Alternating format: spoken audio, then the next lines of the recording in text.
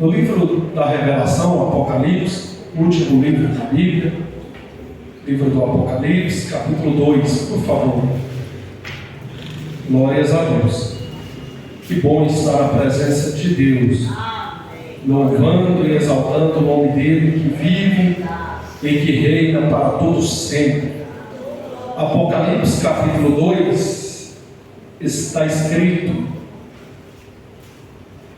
ao anjo da igreja de Éfeso escreve: isto diz aquele que tem na mão direita as 7 estrelas e que anda no meio dos 7 candeeiros de ouro.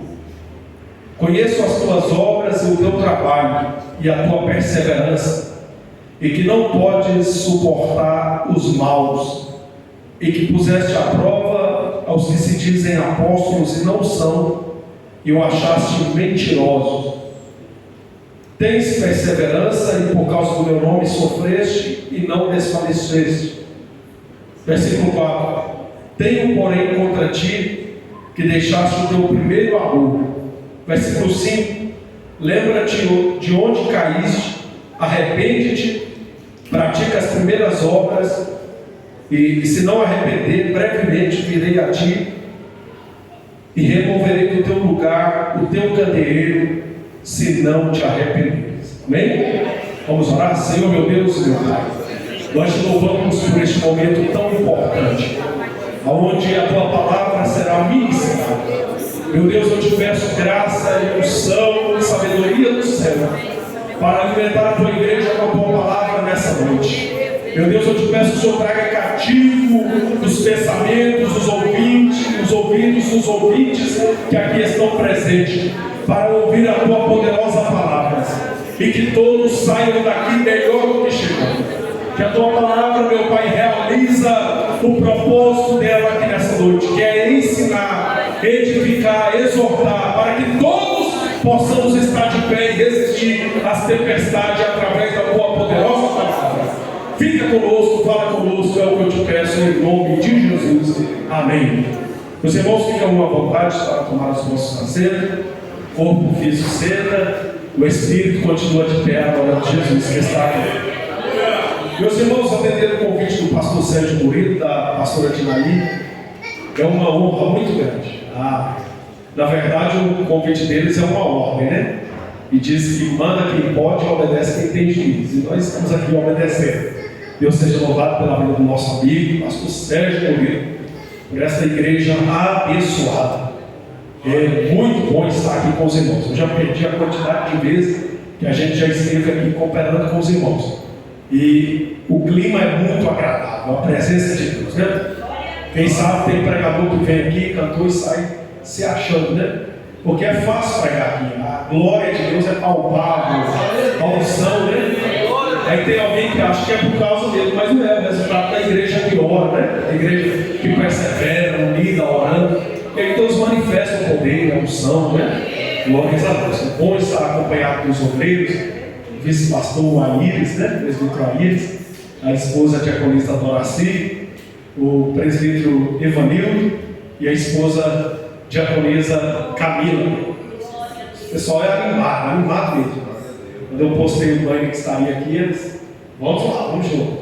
É uma bênção. Muito bom estar entre amigos aqui. Paulo Silas sempre está lá, pastor, cooperando com a gente, é uma bênção.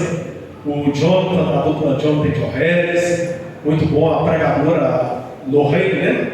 Esteve pregando recente lá, a gente não, por motivo maior não podemos estar, mas recebemos a notícia que foi uma bênção, foi muito bom. Meus irmãos, quem ainda querem ouvir uma palavra poderosa de Deus, quando nós estamos a observar o ministério de Jesus, quando Jesus esteve aqui na terra, percebemos que ele estava rodeado de muitas pessoas. Aproximadamente 5.000 pessoas acompanhavam o ministério de Jesus. Pessoas que iam para ouvir ele pregar, pessoas que iam para receber milagre, pessoas que admiravam, gostavam de ver os ensinamentos de Jesus. Aproximadamente 5.000 pessoas. Dessas 5.000 pessoas, 120 aguardaram a promessa, a ordem que ele diz: ficai em Jerusalém, até que do alto sejais revestidos de poder. 120. Desses 120, tinha 70 que eram discípulos de Entre os 70 discípulos, tinha 12 que eram apóstolos, homens que andaram com Jesus, que foram testemunha oculares dos milagres que Jesus realizou. Dos 12 apóstolos, tinha 3 que eram amigos, Pedro, Tiago e João. E dos 3 amigos, tinha um que era o amigo mais chegado, o íntimo. Nós estamos numa campanha com o tema intimidade de Deus, né? Buscando intimidade com Deus. E é impossível falar de intimidade com Deus e não lembrar do apóstolo João, que era o amigo mais íntimo de Jesus. Diz que ele colocava a cabeça no peito de Jesus. Outra versão diz que ele colocava a cabeça no colo de Jesus. Às vezes Jesus estava conversando e ele colocava a cabeça no colo de Jesus. Era muito íntimo, muito amigo de Jesus. Então é importante que dentre os 5.000 que lhe cercavam, que lhe acompanhavam, ele tinha 3 amigos. E eu aprendo que a gente precisa conhecer pelo menos 5.000 pessoas nessa vida para ter pelo menos 3 amigos de verdade, que está com a gente na hora que a gente precisa, na hora da dor, na hora do luto, na hora da prova. Mas é interessante que dentre esses 3 tinha o João, que era o amigo mais chegado, o amigo fiel, aquele amigo que Jesus podia contar com ele em todos os momentos. Na verdade, desses 12 apóstolos que Jesus chamou, eram homens que talvez se nós fosse hoje, se fosse para a gente escolher para montar um ministério, a gente não escolheria. Se você for olhar a biografia desses homens, eram homens que tinham um caráter duvidoso, homens que precisavam de uma restauração do seu caráter, da sua personalidade. Mas Jesus é o carpinteiro que conserva todo pau que nasce torto. Tem ditado por aí que diz que pau que nasce torto nunca se endireita. Mas Jesus é o carpinteiro verdadeiro. Ele leva da carpintaria dele, dá um jeito, né? Glórias a Deus. E aqui nós temos vários exemplos. Eu estava sentado aqui agora há pouco, e permita-te usar, Alex, como exemplo, com toda humildade, sentado aqui agora há pouco e vendo a transformação de Deus na vida desse moço, né, pastor? Outro dia eu comentei com ele que tem gente que tem o dom de pregar, mas tem outros que Deus permite pregar com testemunho. E esse aqui é um que às vezes agora nem precisa pregar falando, só de ver ele descendo nessa avenida, vindo de gravata, com a Bíblia na mão, pegado na mão da esposa, já está pregando. Quem viu ele andando nas ruas aí, como viu, e hoje vê ele vindo para a igreja, para a família abençoada, já está pregando, né? Dizendo que Deus transforma. Então o nosso Jesus é o carpinteiro que molda, que transforma. E ele pegou esses 12 homens e ele transformou esses 12 homens. Dentre eles o João. O João é aquele discípulo amado, aquele fiel que a gente pode contar toda hora.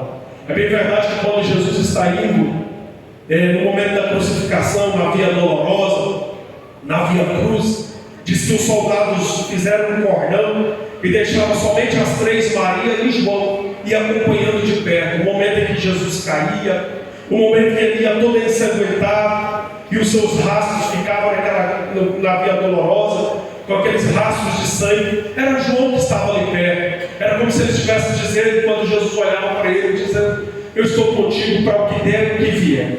Pode contar comigo que eu estou aqui. Eu sou teu amigo de verdade. A Bíblia vai dizer que quando Jesus está lá na crucificação, quando ele está prestes a entregar o seu espírito para ser morto, quando ele está lá naquele momento, ele olha ao pé da cruz, aquela madeira toda ensanguentada, ele vê ao pé da cruz 2 pessoas se sujando com o sangue dele. Uma pessoa é a sua mãe Maria, a outra pessoa é o amigo João. Quando ele olha ao pé da cruz e vê aquelas 2 pessoas, ele olha para Maria e fala: Maria, a partir de hoje esse homem será teu filho. Ele olha para João e fala: João, a partir de hoje essa mulher será tua mãe. Em outras palavras, ele estava dizendo para João: cuida dessa mulher para mim, por favor. Em outras palavras, ele estava dizendo para Maria: cuida do meu amigo, por favor. Porque João é aquele amigo que é fiel até o fim. Ele foi com Jesus até o fim. Ele foi com Jesus até o final. Tem gente que pulou do barco. Tem gente que quando Jesus estava sendo crucificado, pessoas que viram ele foram alimentados com pão e peixe, não diziam que era amigo dele. Tinha pessoas que estavam ali no meio da multidão que viu ele ressuscitar o filho, viu ele ressuscitar os sonhos, a chamada. Pessoas que negaram ele, mas teve um que permaneceu fiel até o fim, e era João. E eu quero dizer para vocês nessa noite: se quer ser amigo, quer que Jesus vai contigo até o fim, vai com ele também até o fim. Seja amigo dele de verdade até o final.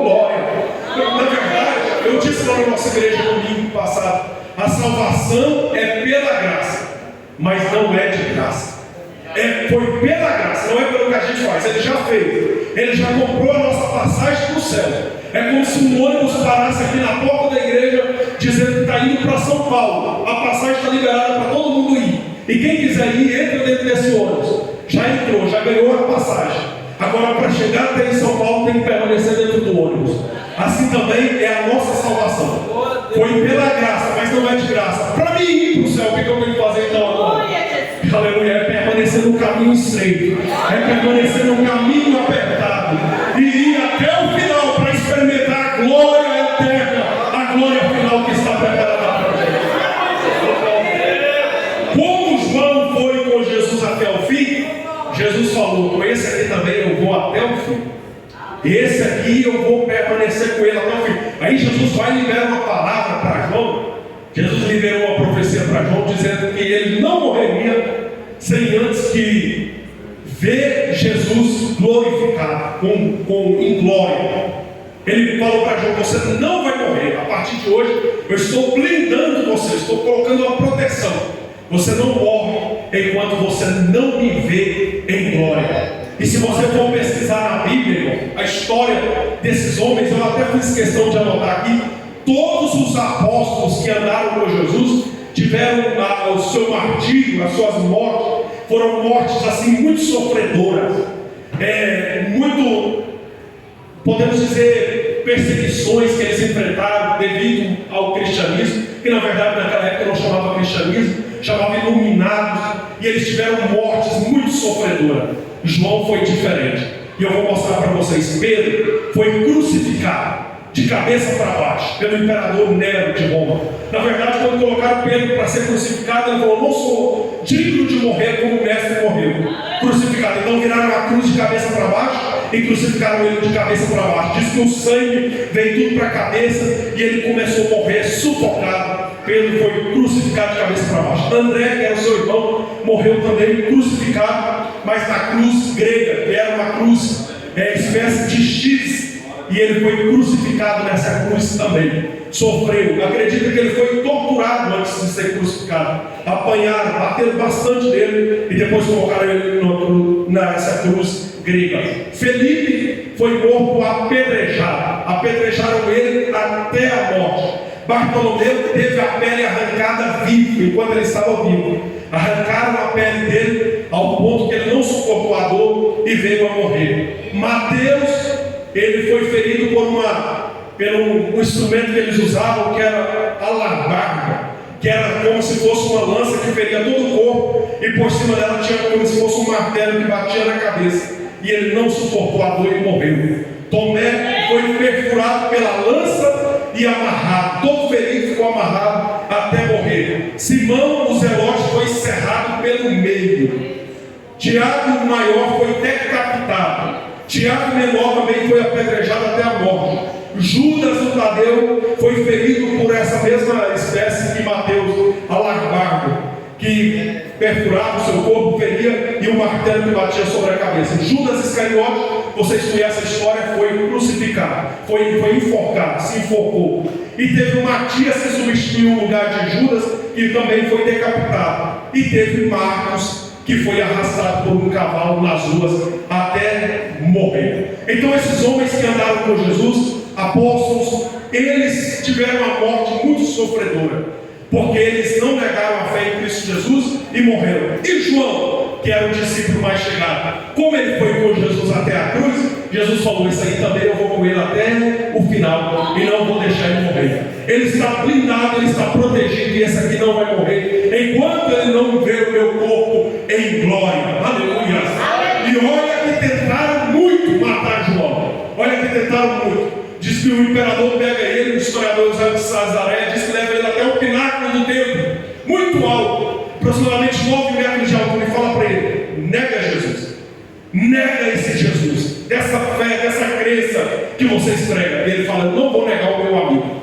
O meu amigo nunca me negou, eu não posso negar ele. Então ele joga ele de cima do pináculo, ele cai e diz que teve fraturas expostas nas suas pernas. Ele se arrebenta no chão. Diz que quando viram ele respirando, achou achou que ele não estava morto, pegaram um pedaço de madeira de acácia e bateram na sua cabeça. E aí diz que passa um homem em uma carruagem, pega ele e leva para uma hospedaria e cuida dele. Aproximadamente 2 anos depois, ele aparece em Jerusalém, todo manco, todo se arrastando e dizendo: meu amigo salva, o meu amigo cura, o meu amigo liberta, o meu amigo batiza com o Espírito Santo e leva para o céu. E alguém diz: cala a boca, para de falar nesse homem. E ele fala: meu amigo nunca me negou e eu não posso negá-lo. Aleluia. Aí o imperador de Roma, Domiciano, manda chamar João. João, faz favor, traz João diante dele e fala: você está pregando uma crença aí, está pregando, eu quero que você pare de pregar sobre isso imediatamente. Negue essa fé, negue esse Jesus que você prega. Ele fala: meu amigo nunca me negou e eu não posso negá-lo. Domiciano manda pegar então agora um caldeirão, que dizem que era como se fosse uma banheira, e coloca para um azeite dentro e coloca para ferver. Quando o azeite chega e está borbulhando, é igual quando a gente vai fritar batatinha, ovo, né? Um bife, quando a gente joga a carne lá dentro, sobra aquele vapor, aquela fumaça. Diz que o azeite chega e estava borbulhando de tão quente que estava. Domiciano olha para João e fala: João, se você não negar esse seu amigo, eu vou te jogar dentro desse caldeirão de azeite. Ele fala: meu amigo nunca me negou, eu não vou negá-lo, pode me jogar. Ele joga ele dentro do caldeirão de azeite, e o que acontece? Nenhum arranhão, oh glória, nenhuma ferida na sua perna, nenhuma ferida no seu corpo, oh glória. E ele sai de lá dizendo: meu amigo salva, o meu amigo cura, o meu amigo liberta, e o meu amigo vai levar para o céu, oh glória. O imperador de Roma, não satisfeito, olha e fala: não é possível, agora não tem como esse homem escapar. Ele pega João e leva João para a ilha de Patmos. Diz o historiador que essa ilha, o imperador tinha um carinho muito grande por ela, porque era lá onde ele gostava de colocar todos os animais violentos, tigre, onça, colocava nessa ilha de Patmos. Ele falou: agora quero ver João escapar. Lá tem animais famintos, animais violentos, vamos jogar João lá dentro. Coloca João no navio e vai levando junto com outros prisioneiros e joga dentro dessa ilha para que ele viesse ser morto. Oh glória, aleluia. Mas João estava com a promessa de Deus que ele não morreria enquanto a promessa não cumprir. Oh glória. Eu quero profetizar nessa vida, nessa noite para você. Se você tem promessa de Deus, se Deus fez uma promessa na sua vida, se Deus fez promessa para a tua casa, se Deus fez uma promessa para os teus filhos, a morte tem que bater continência para Deus, e a morte não toca em você enquanto Ele não permitir. Oh glória! Eu sinto a presença de Deus aqui. Joga João dentro daquela ilha, e a Bíblia vai dizer que é lá que João vai receber a maior de todas as revelações. E o texto é preciso em dizer, em Apocalipse diz que quando ele recebe a revelação, ele cai como morto. Oh glória! Então, quando alguém está caído como morto, o seu corpo está indefeso, sim ou não? Só que nenhum animal tocou nele, mesmo o corpo caído, indefeso. O leão chegava, mas o leão da tribo de Judá falava: aí não toca, porque aí tem promessa, aí está protegido, aí está guardado. Ele não morreu enquanto ele não viu o Senhor glorificado, o Senhor em forma de olhos como chama de fogo. Aleluia. Enquanto ele não viu, ele não estava liberado para morrer. Todos os homens, todos os apóstolos que andaram com Jesus tiveram uma morte muito sofredora, mas João morreu de velhice, aproximadamente 100 anos de idade, morte natural. Terminou seus dias pastoreando a igreja em Éfeso. O que eu quero dizer com isso é que ser amigo de Deus, ser íntimo, ter intimidade com Ele, tem privilégios. Oh glória! Tem privilégio. É bem verdade que para ser íntimo de Deus é um preço a se pagar, tem que ter muita renúncia, aleluia, mas também tem muitos privilégios, e tem a glória final que é estar para sempre com Ele. Eu imagino, pastor Sérgio Torino, quando foram levar João para aquela ilha de Patmos, alguém olhava e dizia: agora é o fim de João, agora é a morte, agora acabou para João. Mas Deus estava dizendo: está enganado, é apenas o começo, ele vai receber a maior de todas as revelações que ainda ninguém recebeu nessa terra. É nessa ilha que eu vou dar para ele a revelação que vai revolucionar, que vai mudar a história, aleluia, do povo cristão. Quem sabe você também está passando pelo vale, está passando pela prova,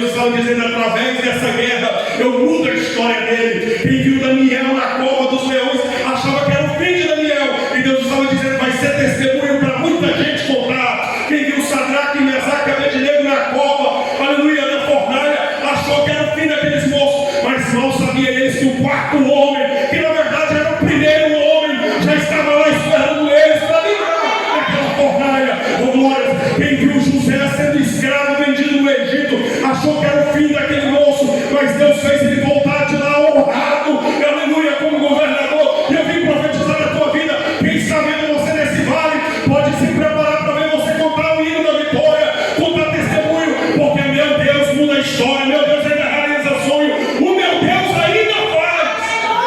Quem crê adora, quem crê adora, quem crê glorifica. Oh glória! Eu sinto Deus aqui neste lugar, aleluia. Mas o que é interessante é que ele escreve para a igreja. O texto é qual nós fizemos menção de todas as revelações que ele escreve. Deus manda ele escrever a carta para 7 igrejas que estavam na Ásia. E aqui nós fizemos menção da igreja de Éfeso, uma igreja também que nasceu debaixo da intimidade com Deus. Com glórias. É bem verdade que quando a gente vai falar sobre, vai olhar na Bíblia, a Bíblia evidencia por várias vezes o número 7. E diz que o número 7, os historiadores afirmam, os estudiosos, que o número 7 é o número da totalidade, o número da perfeição, o número de Deus. Então, quando você está falando sobre as 7 igrejas da Ásia, significa todas as igrejas de Jesus, todas as igrejas de Deus aqui na terra. E cada uma dessas igrejas representa uma fase da igreja de Deus aqui na terra. E nós podemos imaginar, nós podemos entender que nós estamos vivendo dias parecidos como que a igreja de Éfeso. Porque essa igreja, a cidade de Éfeso significa desejado. Era uma cidade de aproximadamente 300 mil habitantes, capital da província chamada Ásia Menor. Uma cidade idólatra, porque dentre as muitas construções que tinha lá, tinha um templo que foram construídos, um templo muito magnífico, que foram construídos em homenagem à deusa Diana. E o povo adorava essa deusa, o povo cultuava, o povo tinha uns oríveis lá que ganhavam muito dinheiro fazendo estátuas, fazendo os colares com a imagem da deusa Diana e vendia, comercializava. Então o comércio era muito forte com a idolatria da deusa Diana. Diz também que a bruxaria e a feitiçaria predominavam a cidade de Éfeso. Mas a Bíblia vai dizer que um dia 12 homens foram para lá e começaram a pregar o Evangelho, mas ninguém se convertia, não tinha almas se rendendo aos pés de Cristo. Mas a Bíblia vai dizer em Atos capítulo 19 que na segunda viagem missionária de Paulo decide passar em Éfeso para ver como que estava a obra lá. E quando Paulo chega lá, ele encontra esses 12 homens e pergunta: como está a obra? E eles dizem: a obra está travada, está difícil, a cidade é muito idólatra, aqui a bruxaria predomina, não tem conversão. Aí Paulo olha para eles e fala: mas tem algo errado, vocês creem no batismo com o Espírito Santo? E eles dizem: a gente nem sabe o que é isso. Paulo diz: vocês não conhecem o Espírito Santo? Eles dizem: não, João, eles eram discípulos de João, João só pregou sobre santidade, arrependimento, mas João não falou sobre o Espírito Santo. Então nesse momento Paulo vai dar uma aula de pneumatologia, que é a matéria que estuda o Espírito Santo, a pessoa do Espírito Santo para eles. Eles ficam encantados com tudo que Paulo ensina, e no final Paulo pergunta: vocês querem receber? E eles dizem: a gente quer. E a Bíblia diz que Paulo ora por eles, coloca a mão sobre eles, na mesma hora os 12 começaram a falar em outras línguas. Eles foram batizados com o Espírito Santo e com fogo. Aleluia! Sabe por quê? Porque o Espírito Santo, o batismo com o Espírito Santo é uma necessidade da igreja. Quando a gente recebe o batismo com o Espírito Santo, a gente recebe uma blindagem, um revestimento. Todo crente, quando aceita Jesus, levanta a sua mão, confessa diante dos homens, ele já recebe uma vestidura espiritual. É uma camisa, é como se fosse a camisa que eu estou vestido. Mas quando você recebe o batismo com o Espírito Santo, é como se fosse o paletó que eu estou vestido. É um revestimento. Aí você está protegido, está blindado, está guardado. É por isso que ele fala para os discípulos: ficai em Jerusalém até que do alto sejais revestidos de poder, para depois que forem revestidos, vocês saírem por aí pregando o Evangelho. Porque sem ser revestido não pode ir, porque vai ser alvejado no caminho. Mas depois que é revestido de poder, não tem macumba, não tem feitiçaria, não tem nada que para um crente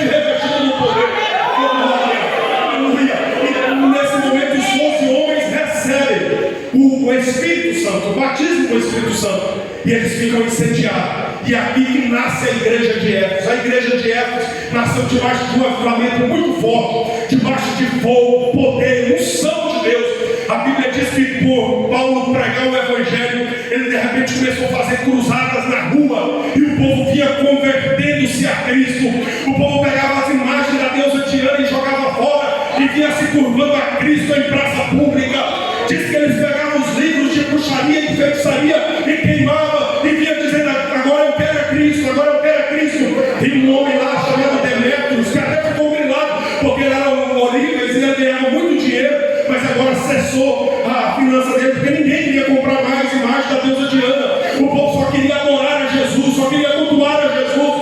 Era um avivamento dominando a cidade de Éfeso. Aquele povo foi conquistando a intimidade com Deus, foi chegando próximo de Deus, foi buscando a intimidade com Deus. O avivamento era tão grande, que quando Paulo não conseguia ir até os enfermos, eles pegavam os lenços e os aventais que Paulo usava e colocavam sobre os enfermos, e a Bíblia diz que eles eram curados na mesma hora. Oh glória, oh glória! Sabe o que é isso? É avivamento, é poder de Deus, oh glória! E eu vim aqui dizer, lembrar aos senhores e às senhoras que aqui estão, que nós também nascemos debaixo do avivamento.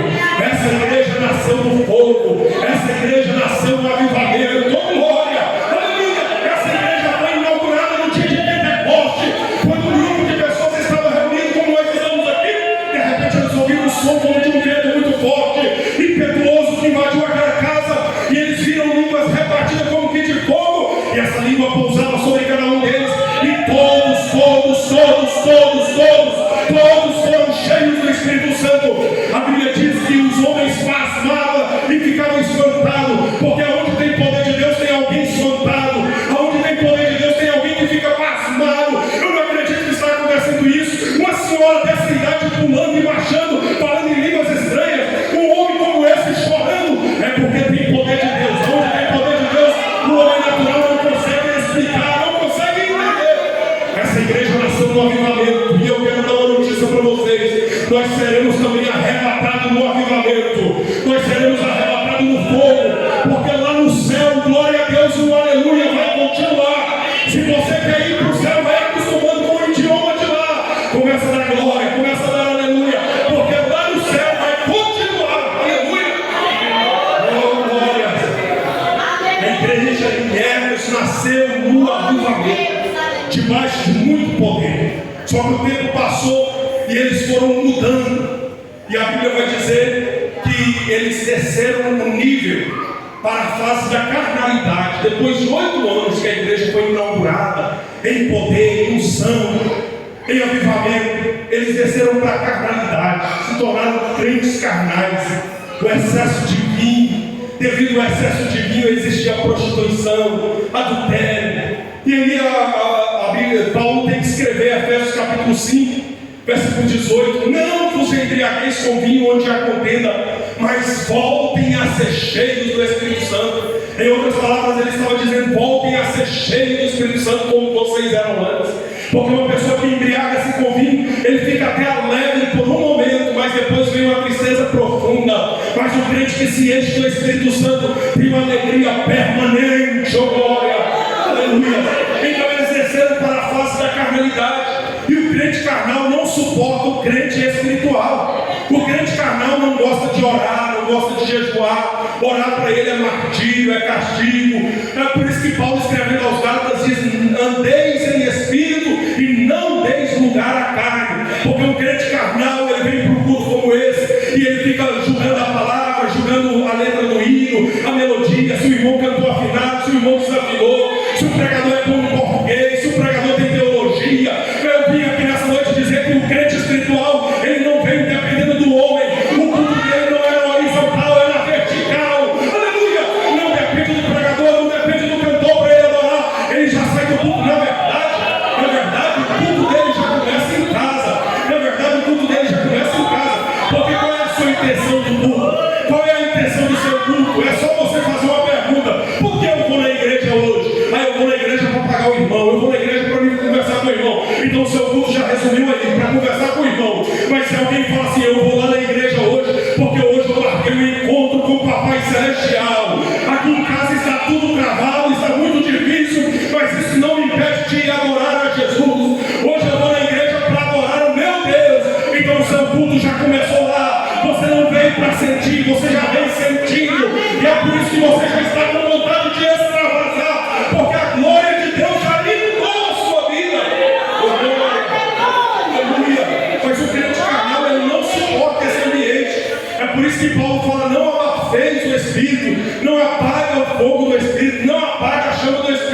Porque o crente carnal, ele apaga a chama do Espírito, ele gosta de apagar o fogo do Espírito. E tem muitos que chegam para a gente, pastores, e até pergunta: como que eu faço para ser um pregador, para ser usado por Deus? Aí você fala para ele: tem que ler Bíblia todo dia, tem que orar todo dia, tem que jejuar pelo menos 3 vezes por semana. Ele já pula fora, aleluia, porque não quer pagar preço. Mas o crente espiritual não, o crente avivado, eu sempre, quando eu uso esse exemplo, eu gosto de comparar com um novo convertido. Um novo convertido, quando aceita Jesus pela primeira vez, ele chega na igreja e tudo que ele vê, ele quer fazer. Se ele vê alguém na porta, ele fala: um dia eu vou ficar na porta também. Se ele vê alguém cantando, ele fala: um dia eu vou cantar também. Se ele vê alguém pregando, ele fala: eu quero pregar também, eu quero orar também. Ele quer receber o batismo do Espírito Santo, ele quer o dom da profecia, ele quer o dom da revelação, ele quer orar, quer jejuar. O crente cheio do Espírito Santo, ele não se conforma com o raso, ele vai entrando no rio até onde não consegue caminhar, e ele quer mergulhar na presença de Deus.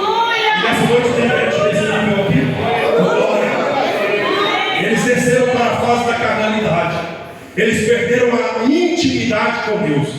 E quando chega aqui em Apocalipse capítulo 2, Deus tem que usar João para escrever aquela igreja, dizendo para eles: vocês começaram, como se João estivesse dizendo, em outras palavras, vocês começaram bem, perseverantes, colocaram à prova aqueles que diziam apóstolos e não são. Porém, eu tenho uma coisa contra vocês: vocês deixaram o primeiro amor, vocês perderam a intimidade. Ou, em outras palavras, perderam o ânimo. Oh glória, aleluia, oh glória. Eu gosto de enfatizar isso aqui, porque tem gente que fala assim: Deus não aponta o erro, quem aponta o erro é o diabo. Tem gente que fala assim: Deus aponta o erro, sim, só que Deus é diferente do diabo. O diabo aponta o nosso erro para nos envergonhar, Deus aponta para nos levantar. Oh glória. O diabo quer apontar o nosso erro para envergonhar a gente, mas Deus não. Deus aponta o erro e já apresenta uma solução. Deus olha para eles e fala: eu tenho uma coisa contra vocês. Olha apontando o erro: vocês deixaram o primeiro amor. Mas agora ele apresenta a solução. Tem uma oportunidade. Lembra de onde caíste, arrepende-te. Oh glória, e volta. Aleluia. Eita lá, machicando lá, oh glória. E aleluia. Eu dou graças a Deus porque essa igreja aqui é uma igreja espiritual. Mas quantas igrejas, quantos irmãos que nasceram no fogo, aleluia.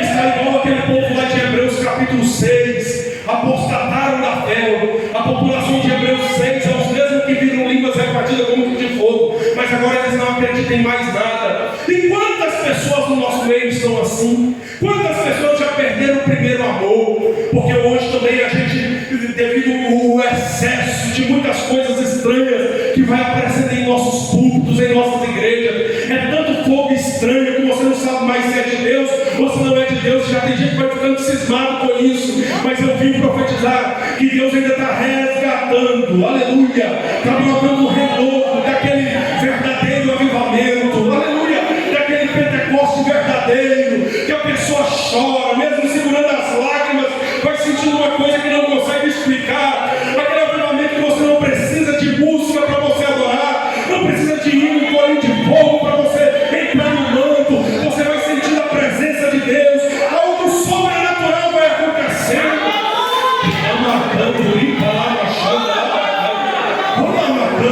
Eu quero profetizar que esse avivamento começa aqui no Jardim Floresta, e vai incendiar toda essa região, vai incendiar toda essa cidade, esse estado, esse país. Eu creio, pastor Sérgio Murilo, que Deus ainda vai trazer aquele avivamento verdadeiro de volta, vai tirar as meninices, vai tirar as palhaçadas do nosso púlpito e vai trazer um verdadeiro avivamento na essência, avivamento gerado na palavra e não por alguém que revela a CPF, avivamento gerado pela palavra e não alguém que revela o teu passado. Aleluia. Eu vim profetizar, foi a palavra de Deus na tua vida, porque chave o chaveiro dá, mas a porta do céu quem abre é só Deus, é só Deus.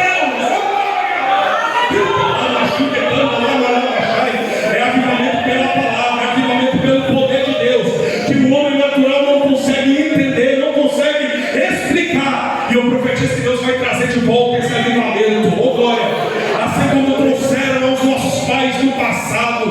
Oh glórias, eu ainda creio, obreiros, que a gente vai ver a senhora do ciclo de oração levantar, marchando, falando em línguas,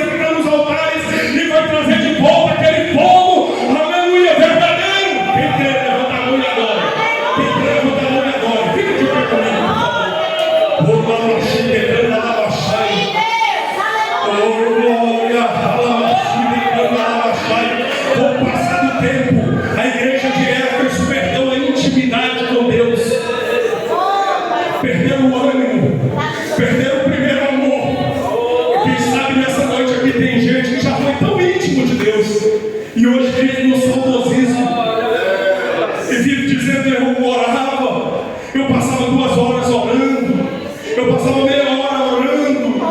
E por que eu não oro mais?